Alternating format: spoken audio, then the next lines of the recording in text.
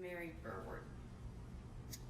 On behalf of myself, my family, both living and departed, from the bottom of my heart, I want to thank the dedicated professionals whose relentless pursuit of justice resulted in the capture of the person that I used to refer to as that man.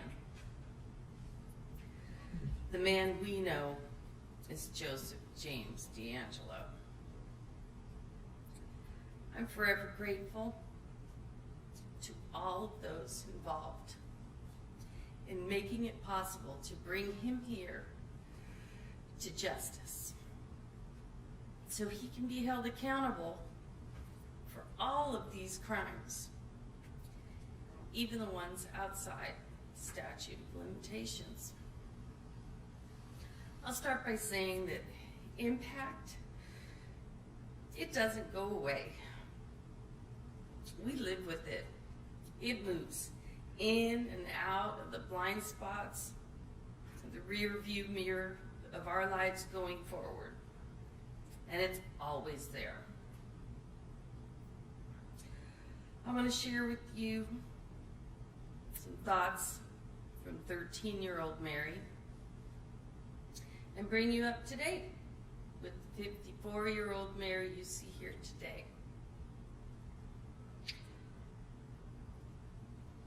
When I was 13 years old, I lived with my father and my sister. We lived in Walnut Creek.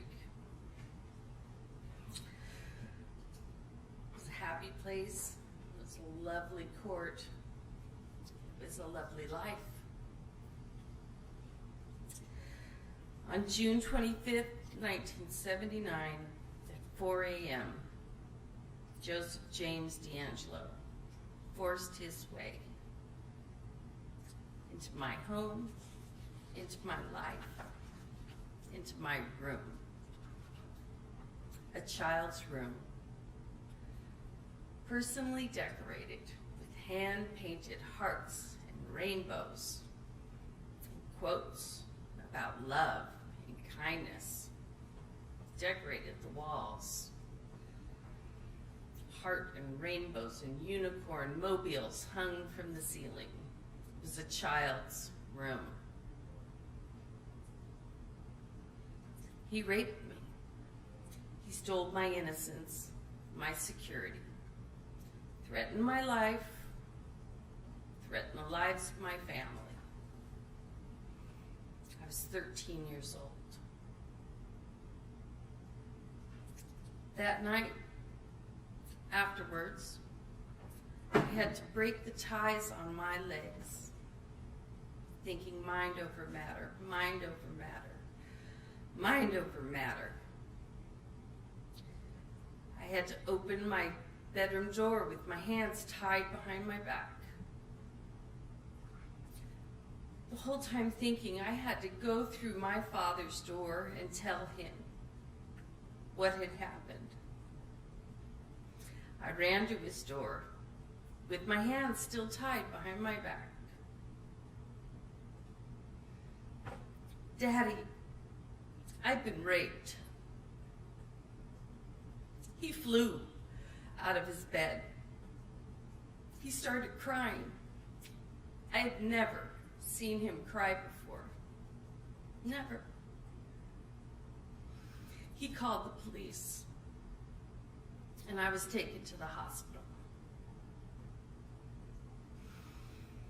No 13-year-old should have to find out what a rape kit is. And then it turned out I had been ovulating. So steps were taken to prevent a pregnancy. My home was a crime scene, so I couldn't go home. I didn't want to go home. So I was taken from the hospital to my mom's house, where a string of people I didn't know continued to ask embarrassing questions, and I wanted none of it. Horrifying. questions I didn't even want to have to think about again. My family couldn't hide the agony in their faces. When they looked at me, I knew it wasn't my fault. I knew that. It wasn't my fault. But I also knew that the sight of me caused them pain.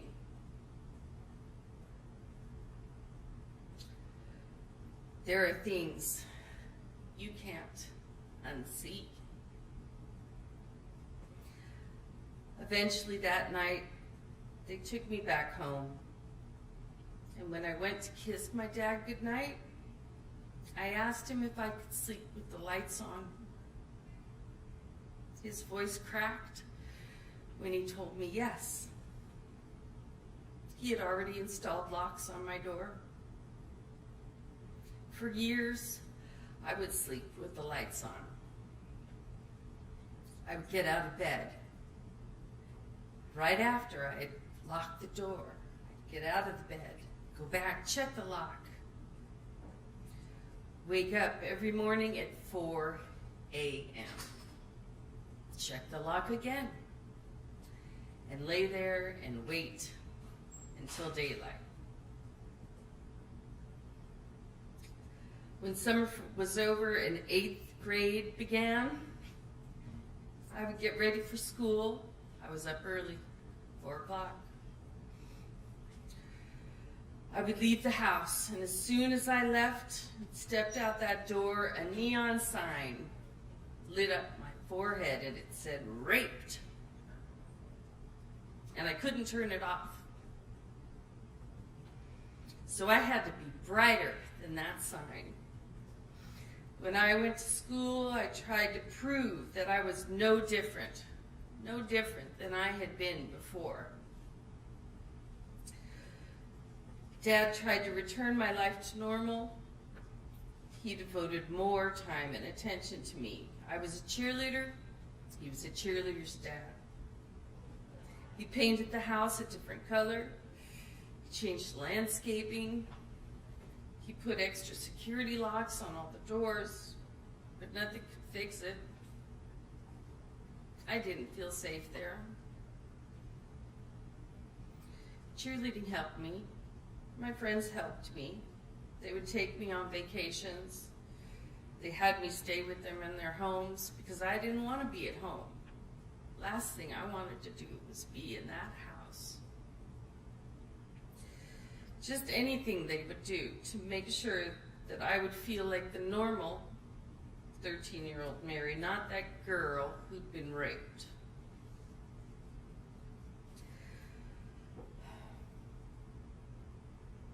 My dad and I were so proud of my sister. She joined the Navy. But that left just Dad and I in the house. And I didn't want to spend time there. I transferred to a different high school district so I could start fresh. My mother took me in and we arranged for an inter-district transfer.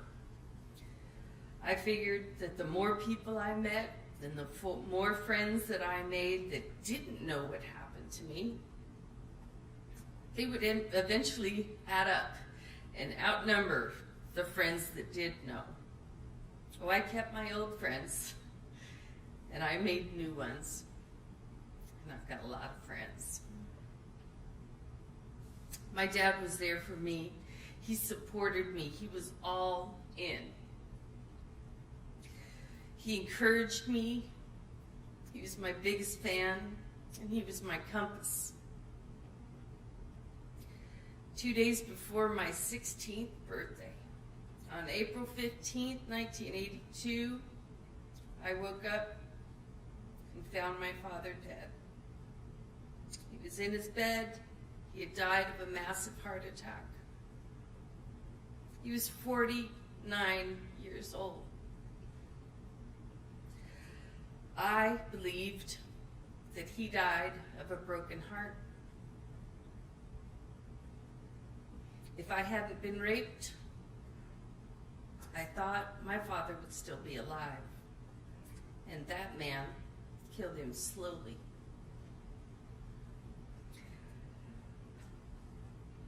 My mother moved back home. She'd been sober for 5 years, and now it was just us. Inside, I felt broken.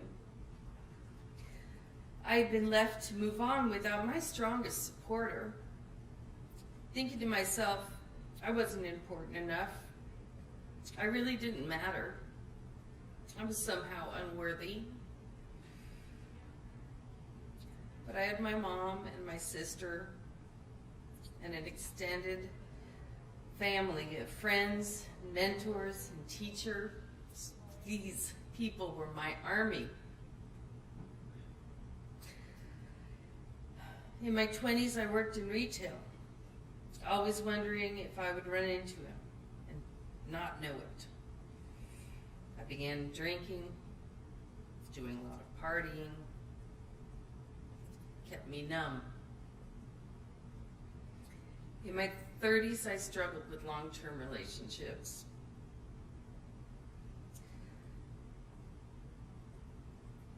But I built family that goes beyond bloodlines. And they are my army. Special people, my army. In my 40s, I had learned that there was a task force that had put together to solve this case. But my clock ran out at 40. I wouldn't be able to get justice. Then I spoke with Paul Holes, and he knew my case. Oh my God, he knew my case. He was working on it. He really was, because he knew the details. We spoke several times, and he really gave me hope that one day that man would be caught.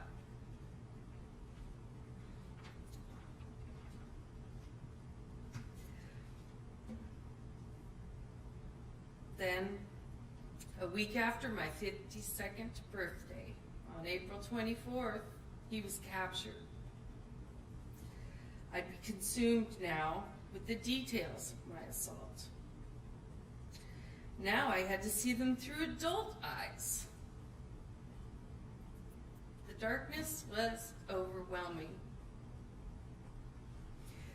I reached my lowest point at 53, and I had to change. I ended my drinking career. I'm now in a much stronger place. I've got a clear head, and I'm here. On June 1st of this year, I got a call from the DA's office telling me that that man was going to admit to my crime. A weight was lifted off my shoulders, and it sounds crazy or cliche, but it's not. A weight. I had no idea how heavy this weight was. I've been carrying it for so long. I've lived longer with this weight than I've been on this earth. I've had it longer than I've been on this earth without it. But it was gone. I didn't realize how important it was, but it was gone because he would be here admitting in a court of law what he had done to me.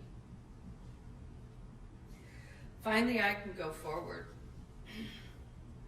I have justice that I've been waiting for, and I never thought I'd get it.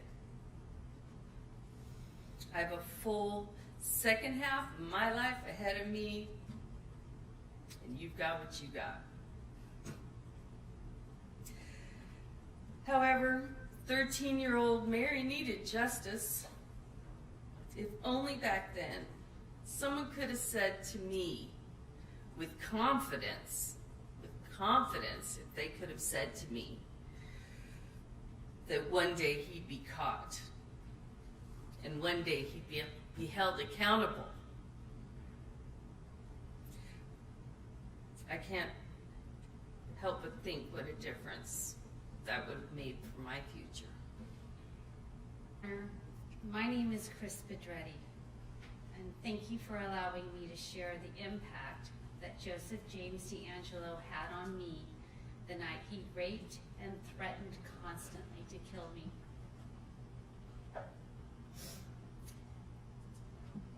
As the evening began on December 18th, 1976, I was a normal 15-year-old kid. I loved going to school, having sleepovers, and going to church. It was 1 week away from Christmas. Our house was decorated, and I was having fun Christmas shopping for my friends and my family. My world was small, predictable, and safe.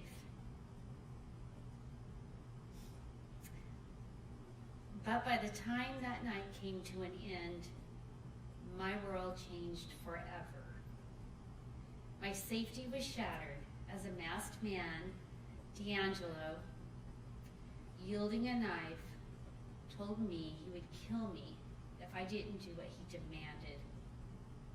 He raped me repeatedly, moving me in and out of the house after each time.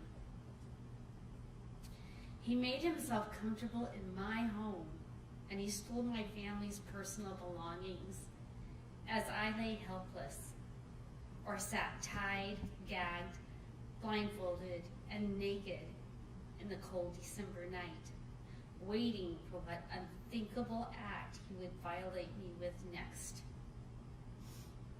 He tormented me, and he told me over and over again he would kill me, and I believed him. At 3 different times that night, I thought I was going to die.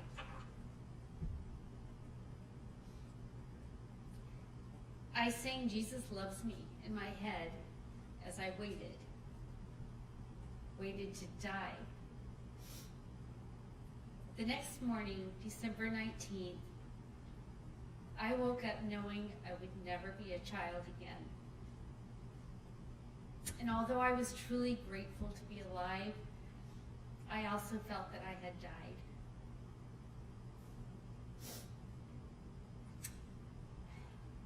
I didn't understand what had just happened or why it happened.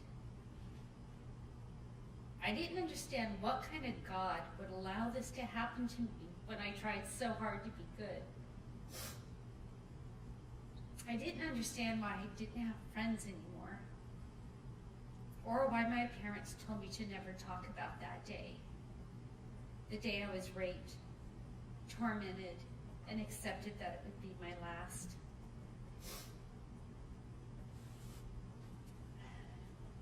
I couldn't make sense of any of it. Try to act normal. Try to act normal, I would tell myself. But what was normal? I certainly didn't feel normal. Nothing felt normal. I was forced to begin an unending journey alone to try to survive in a world where nothing was as it was just hours before. So much had changed in such a short time. I no longer fit where I did before. And although I tried, I would not be a normal teenager again. The next year, because I no longer fit in, I changed schools 3 times, moved to a new city, and I quit going to church. Because I was not allowed to talk about being raped, to get help, or to heal, I was forced to live my life like the rape never happened. Acting like it never happened required me to step out of my person, to leave my childhood behind, and to step into a life that wasn't mine.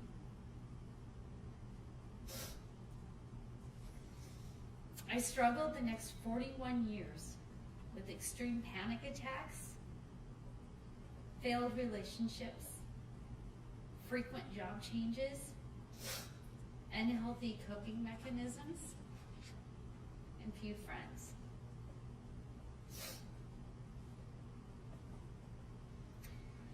I think it's incredibly ironic that D'Angelo only had daughters and a granddaughter. No sons, no grandsons. If I were able to address D'Angelo, I would ask him to imagine his wife, daughters, and granddaughter at 15 years old. Then, imagine them being tied, gagged, and blindfolded as they were being raped, tormented, and fearful for their life by an unknown masked assailant who held the power over their life or death as he raped them and threatened them for hours. I would ask him how he would have reacted coming home to the crime scene that my parents and my sister came home to.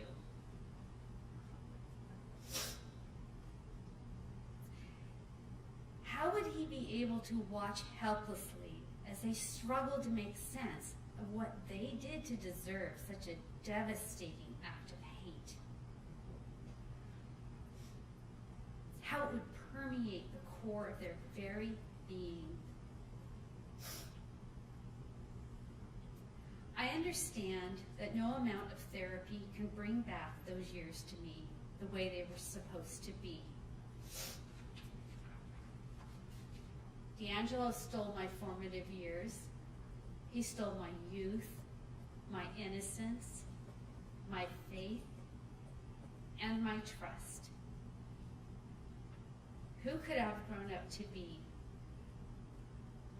I guess I'll never know. And as I look at him today, I see a pathetic coward and a deplorable shell of barely human material. He tried to conceal his soulless being from others by becoming a husband, a father, and a grandfather. He used and manipulated his own family so that he could look like a right bed feeling safe in the make-believe world that he created.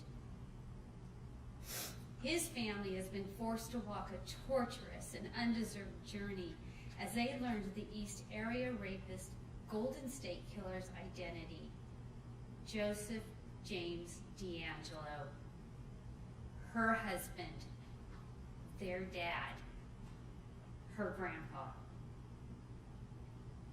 D'Angelo has guaranteed his family will never escape the stain of his name and his infamy.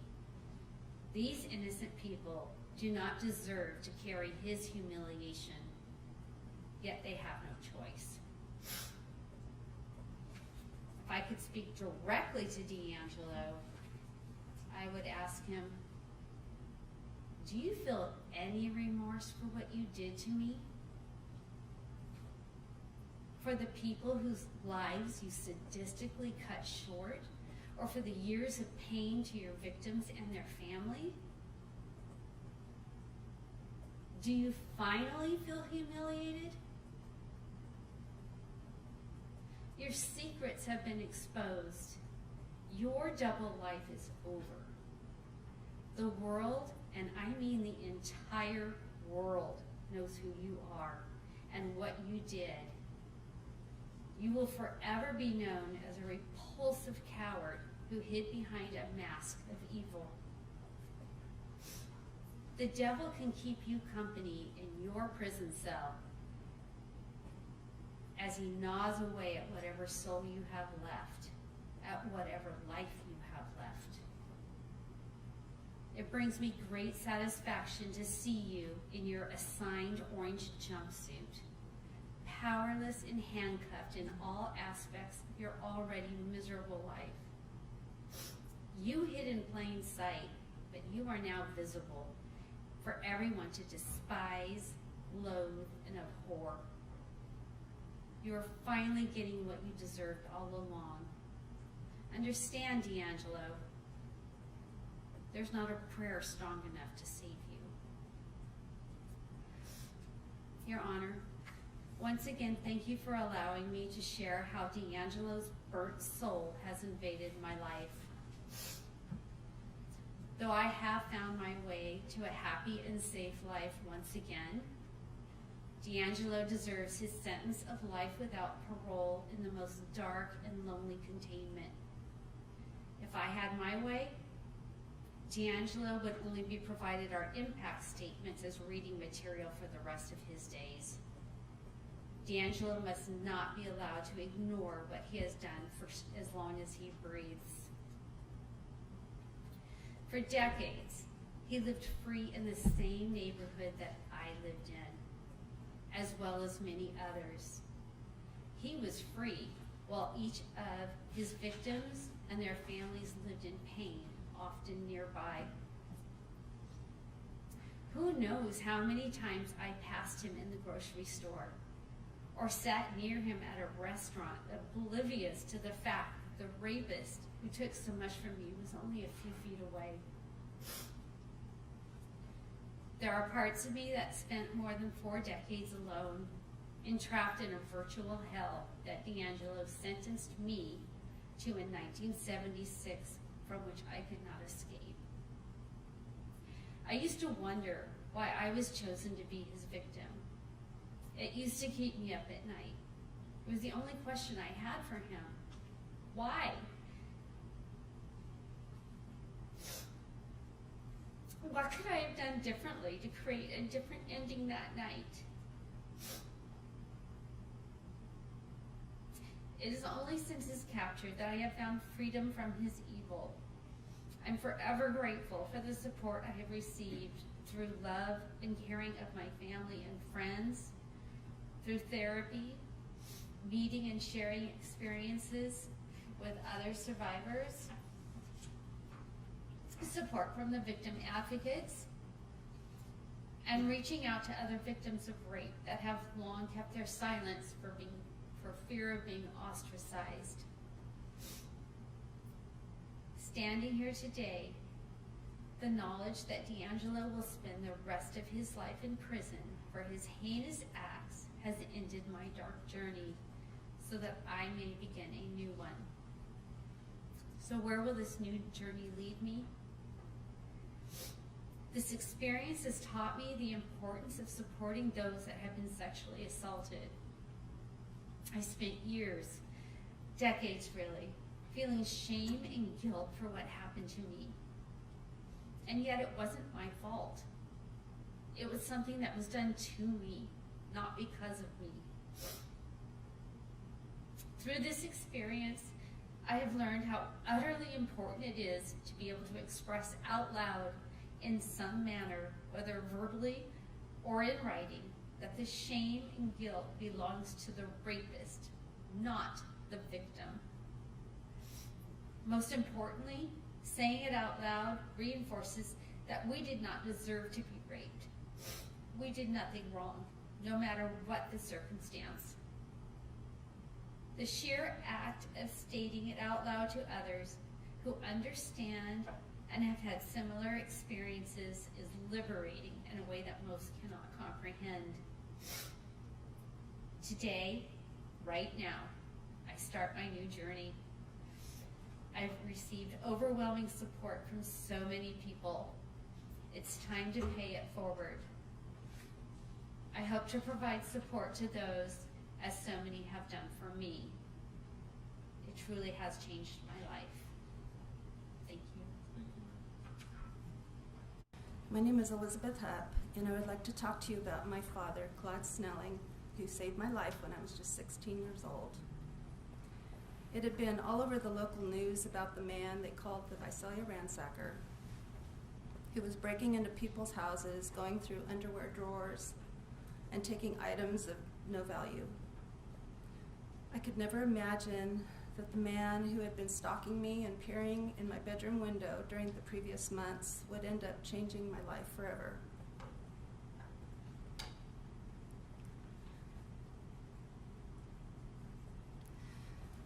My father caught him twice peering in my bedroom window when he came home from teaching night school, and tried to chase him down but was unable to catch him. On one occasion, I had even caught him myself peeping in my window when I had a feeling someone was out there. He took off when I saw him and screamed, and my dad and boyfriend ran after him, but he had too much of a head start and got away. Little did we know that the man stalking me was actually a police officer, someone who is sworn to protect people and not to terrorize and harm people.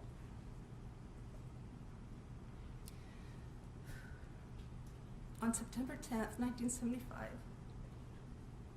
I went to bed like any other night without a care in the world. A few hours later, my world was turned upside down. At approximately 2 a.m., I was awakened by an intruder, Joseph D'Angelo, who was wearing a ski mask and pointing a gun at me, saying that he was taking me with him and that if I made any noise, he would kill me. My father must have heard me crying and woke up. D'Angelo had dragged me out of the house, out the back door, and through the gate that separated our backyard from the carport and driveway, all the while having a gun pointed at my head. When we were under the carport, I heard my dad yell something and saw him pause in the kitchen just for a moment before he charged out of the house through the back door near us. D'Angelo fired 2 shots, hitting my dad. He then turned the gun on me as I was down on the ground. My only thought was, this is it, and put my head down, expecting him to kill me. Instead, he started kicking me in the head and face, then ran off down the driveway. I ran back into the house to find my dad had collapsed at the front door and my mom hovering over him.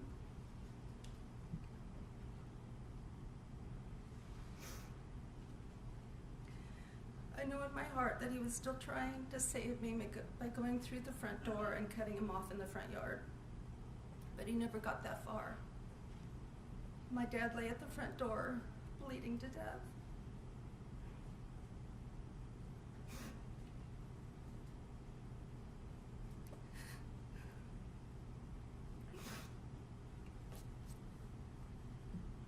And ended up dying on the way to the hospital. I truly believe that if anything had happened to me that night and he couldn't save me, that would have killed him. For many years, I felt guilt for what happened that night. I felt that maybe there was something I could have done or said to warn my dad to stay there and never come out. It wasn't until I became a parent myself that I realized there was nothing I could have said that would have kept my dad from trying to save me. My mom always said that it wouldn't have mattered if there were 20 men out there with guns. That wouldn't have stopped them. My dad was such a gentle soul and loving, kind-hearted man who loved his family more than anything. My dad died saving my life that night, and he's my hero.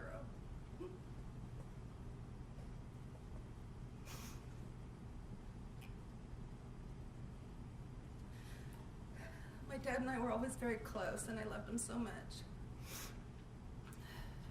We loved to go hiking in the mountains together, and we had some great talks.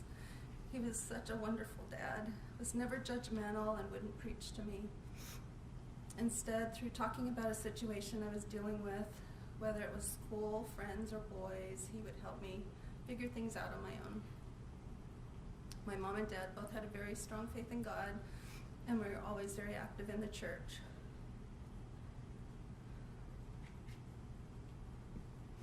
My dad taught Sunday school and Bible studies, and he was an usher and a deacon. However, his faith and goodness did not end at the church doors. It filled every part of his personal life with his family and friends, and his professional life as a journalism professor at College of the Sequoias with his colleagues and students. I believe he absolutely loved every aspect of his life. Our strong faith in God is what helped my mom and me and my two brothers, who were just 14 and 7 at the time, get through the tough years following my dad's death.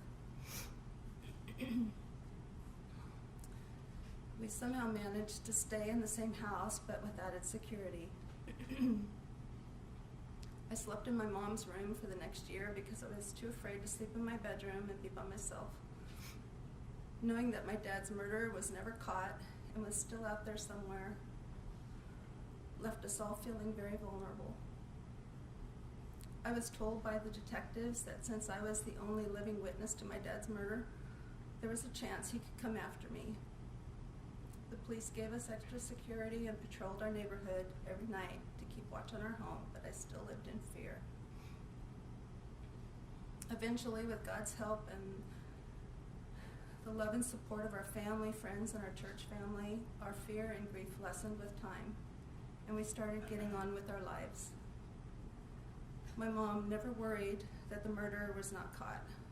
She always said he would face judgment from God eventually and turned it over to him. I started to believe that myself as well, and I didn't want to waste my life worrying that he was out there and could come back.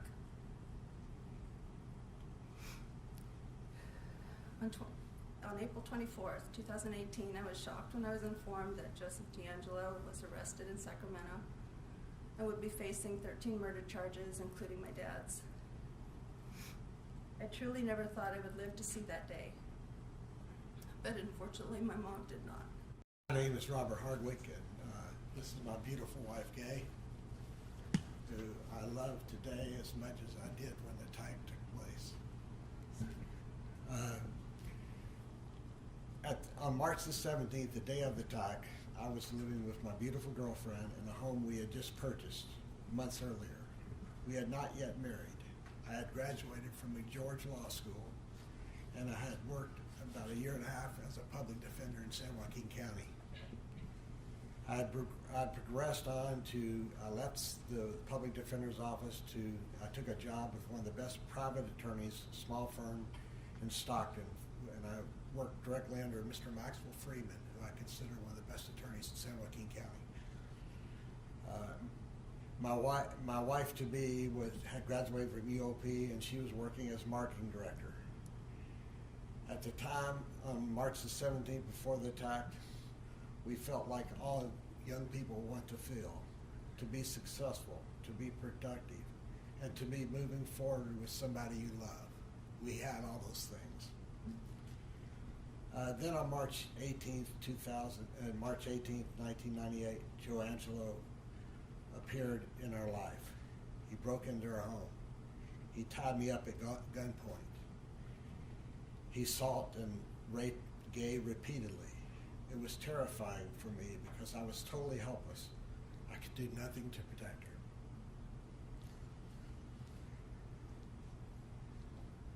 Gay was a victim of a horrible assault, and I was a victim because I would have to live for the rest of my life knowing I was helpless to prevent this attack.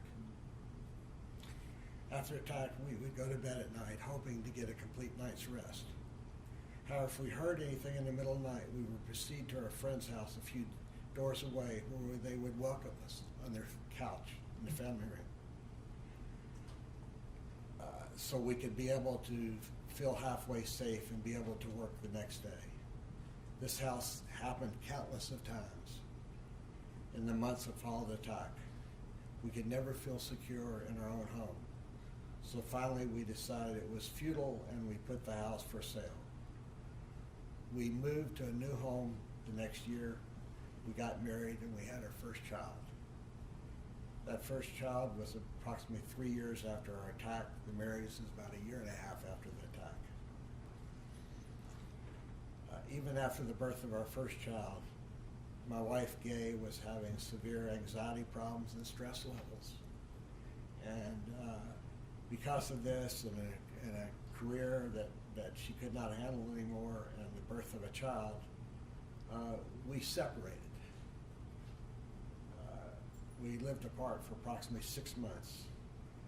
And then after that 6 months, we realized that we loved each other and we were not going to let this incident destroy our relationship. Our family grew to 4 wonderful children, 2 boys and 2 girls. All of them are educators. 3 are teachers and 1 is a school psychologist, and they all have master's degrees. And they are fine children. Again, we had decided that we weren't going to let Mr. D'Angelo, this gentleman sitting here, define our life. And we were not going to be cast aside because of this attack. The hardest thing for me over the years was for me to observe my wife having anxiety attacks and panic attacks, knowing there was absolutely nothing I could do except to support her. I can't erase her traumas. Joe Angelo is an animal of the worst kind. How the Lord could create such a horrible human being, I do not know. At the June 29th hearing, I was horrified, hearing in detail the crimes and the violent acts that were committed against so many people and their families. I wish I could do something to eliminate their grief, but I can't. However, I do have one recommendation to the court. I think everybody here, if you're involved in athletics or anything, have played fantasy golf, fantasy baseball, fantasy football. Well, I have a fantasy sentence for Mr. D'Angelo. And the fantasy sentence is, and I know the court can't do this, grant this wish, but this is my fantasy sentence, that Mr. D'Angelo be incarcerated in the toughest prison in the state with the worst of inmates. He not be in a medical facility, he not be in solitary confinement, and he not be under 24-hour protection. And that at least 3 or 4 nights a week, magically, inmates can gain access to his cell. He can be awakened in the night by masked inmates with a bright light pointed in his face, so he cannot realize what is going on. These inmates will then be carrying shanks. They wouldn't have a knife in jail, wouldn't have a .357 Magnum that was put to my head or her head. They would have shanks that would be made in prison. Mr. D'Angelo would be bound, blindfolded, stripped, and forced to lay on a cold cell floor for a period of 2 to 3 hours. His attacker or attackers would repeatedly rape him, like these women were raped. And in between the attacks, these rapists would sit there, have a cold drink, maybe a Dr. Pepper, like we were heard Mr. D'Angelo likes, a Coke, a beer, etc. They will also have their favorite Subway sandwich. It could be a ham, turkey, or a combo sandwich. Then after the rapes would take place, Mr. D'Angelo would be forced to turn over and set up and orally copulate his attackers, just like he had these women do. Every woman and every attack on every woman was the same. During the attacks, he would be told if he didn't comply, he would be killed. This threat of killing would be idle in my mind because I wouldn't want to give him the easy way out. I would not want him to die. I would want Mr. D'Angelo to suffer for the rest of his life like the victims, the rape victims, have suffered the last 42 years. The purpose of him knowing every morning when he got up that because the attackers were masked like the women's were, he would not know who was his friend, who was the attacker. He would be in the same position as the women that he attacked. I would like Mr. D'Angelo to go to sleep at night, not knowing whether he was going to have a good night, meaning no attacker, or a bad night, attackers. It is imperative for justice to be achieved and these attacks continue for the rest of his life, which statistically would probably be no more than 10 to 15 years because of his life expectancy. That's far less than the 40 plus years that the victims have suffered terror. Like my wife has suffered with this for going on 42 years now.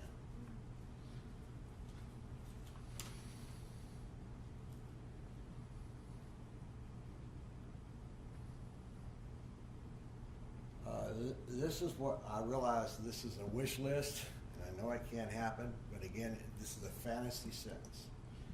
So I say this one thing to future inmates of Joe DeLangelo. Yes. Council, is there anything else before we adjourn? No, Your Honor. All right, thank you. Mr. D'Angelo, you're now remanded to the custody of the Sheriff of Sacramento to be delivered to the custody of Director of Corrections and Rehabilitation to serve the remainder of your life in state prison. We are adjourned.